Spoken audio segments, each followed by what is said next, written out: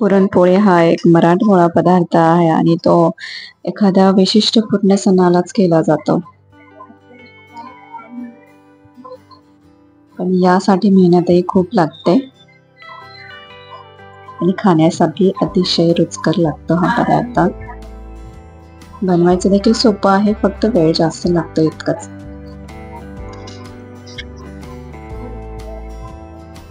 हे प्रमाणबद्ध घेतलं तर आपली पुरणपोळी अचूक बनते.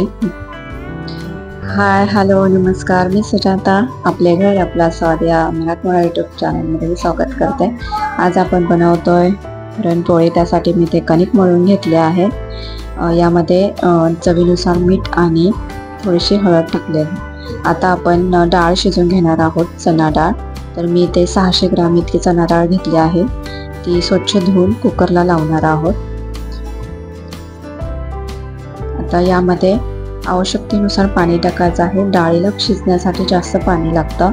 सोबतच त्यात जर जास्त पाणी उरलं तर ते आपल्याला बाजूला काढायचं आहे, जे आपण सार किंवा आमटी बनवण्यासाठी वापरणार आहोत. इथे आपलं कुकर तयार आहे. याच्या मी 3 ते 4 शिट्टी मध्ये माचेवर घेतल्या आहेत. शिजली का बघूया. तर डाळ आपली पूर्णपणे शिजली आहे. आता यातलं एक्सेस वॉटर आहे ते आपण बाजूला काढून घेऊया.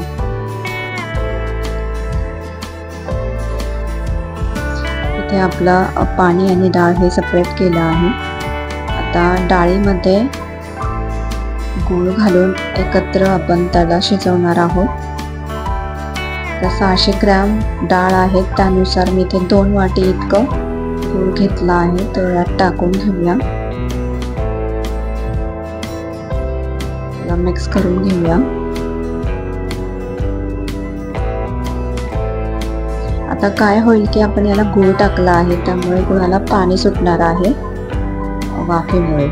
तर हे जे पाणी सुटलेलं आहे त्याला आटू द्यायचं आहे आपल्याला पूर्णपणे, कारण डाळीमध्ये फक्त थोडंसं मॉइश्चर राहिले तीच आपल्याला काळजी घ्यायची आहे. आता बघू शकता तर थोडंसं ड्राय झालं आहे, पाणी आटलं आहे. या प्रकारे ठेवायचं आहे. टेक्स्चर हेच राहिलं पाहिजे, जेणेकरून आपलं कणिक आणि डाळ ह्याचं दोन्हीचं कन्सिस्टन्सी थोडी सेम राहील. इथे मी डाळ वाटून घेतली आहे. या प्रकारे आपलं पुरण तयार आहे वाटून. एकदम मऊसूत झाले आहे पुरण. ते आपण आता वाटणाची तयारी करूया. यासाठी 2 उभे चिरलेले कांदे, थोडंसं खोबरं, 3-4 हिरव्या मिरच्या, थोडी कोथिंबीर, थोडेसे शिजलेली डाळ आणि थोडेसे तांदूळ घेतले आहे. ते सगळं वाटण भाजून घेऊया. आणि त्यामध्ये 9 ते 10 लसूण पाकळ्या टाकायच्या आहे. थोडेसे मी फुटाणे घेतले आहे कन्सिस्टन्सी वाढण्यासाठी. इथे आपण वाटण बारीक करून घेऊया. बघू शकता वाटण अगदी बारीक करायचं आहे पाणी घालून. एका पॅनमध्ये तेल टाकून आपलं वाटण तेलामध्ये फ्राय करून घेऊया. मी इथे हिरवी मिरची वापरली आहे, कारण मला हिरवा कलरचा सार बनवायचा आहे. जर तुम्हाला लाल कलर आणायचा असेल तर तुम्ही मसाला देखील वापरू शकता. हळद पावडर आणि धना पावडर घालून घेऊया, कारण मी ते वाटणामध्ये नाही घातले धने. त्यासाठी कढीपत्ता टाकायचा आहे. थोडंसं मिक्स करून घेऊया.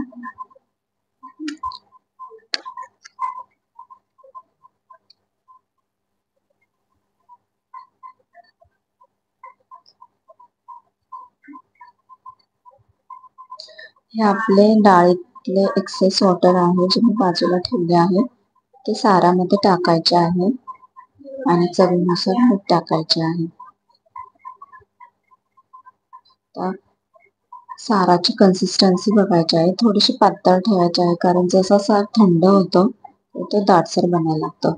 आता आपण पोळीची तयारी करूया. इथे मी पोळपाटाला एक रुमाल बांधून घेतला आहे, जेणेकरून पोळी खाली चिटकणार नाही. इथे आपले कणिक भिजले आहे. आता त्याला पीठ मळून उंडा बनवण्यासाठी घेऊया.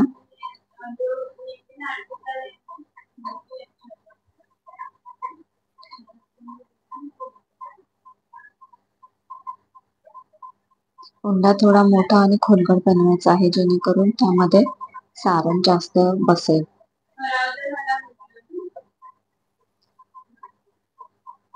पोळीसाठी पीठ एकदम असं बारीक ठेचून मळायचं आहे, जेणेकरून पोळी आपली फुटणार नाही.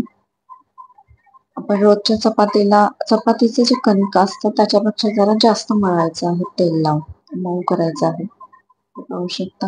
आणि पोळी अलगद लाटायची आहे, जेणेकरून ती फुटली नाही पाहिजे.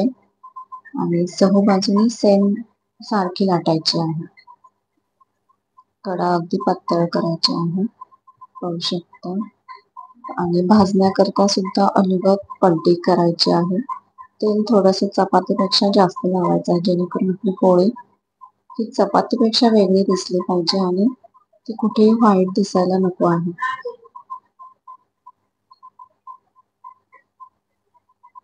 या प्रकारे पोळी छान फुगते जर ती एकसारखी लाटली तर. तुम्ही पाहू शकता. हळद टाकल्यामुळे पोळ्यांचा रंग खूप छान आला आहे. टोपल्यामध्ये पोळी ठेवताना नेहमी अशी ब्राऊन चौरसाकार कलर ठेवायची वरती आहे. भाजायची आहे किनारी आणि ठेवताना टोपल्यामध्ये अशी चौरसाकार ठेवायची आहे. सगळ्या पोळींचे कड ही आतच्या बाजूने आली पाहिजे या प्रकारे, जेणेकरून आपली पोळी कडक होणार नाही. ते पाहू शकता अगदी सॉफ्ट बनले आहेत पोळी. इथे आपला सार देखील तयार आहे, त्यावर थोडीशी कोथिंबीर कापून टाकूया. एका बाजूला मी इथे भात लावला आहे कुकर.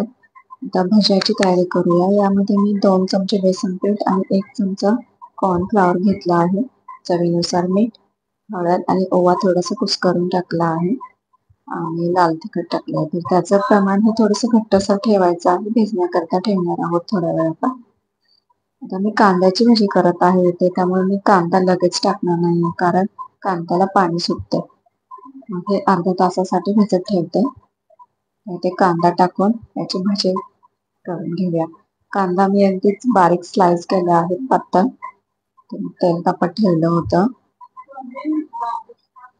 एकदम छोटे छोटे स्लाइस करायचे आहे, एकदम भजे बारीक सोडायचे आहे, जेणेकरून आतल्या बाजूने हे भजे आपले चांगले तळले जातील आणि खुसखुशीत होतील. ते आपले भजे तयार आहे.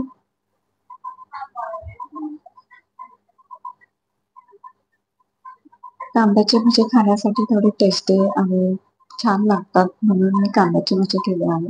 इथे मी थोडीशी कुरडई आणि पापडी देखील तळली आहे. हे आपलं पूर्ण ताट रेडी आहे, तुम्ही पाहू शकता. आणि आता पोळीवर बाकी आहे ते तूप, साजूक तूप घालायचं. तर इथे मी मम्मीने घरी म्हशीच्या दुधापासून बनवलेलं हे तूप आहे, जे मी आता वापरले आहे. ते एकदम छान हे खाण्यासाठी खूप छान स्वादिष्ट लागतं, साजूक तूप पोळीला लावून. तर हा झाला आपला व्हिडिओ. आवडला तर लाईक करा आणि चॅनलवर नवीन असाल तर आपला चॅनल सबस्क्राईब करा आणि सगळ्यात महत्त्वाचं खात राहा.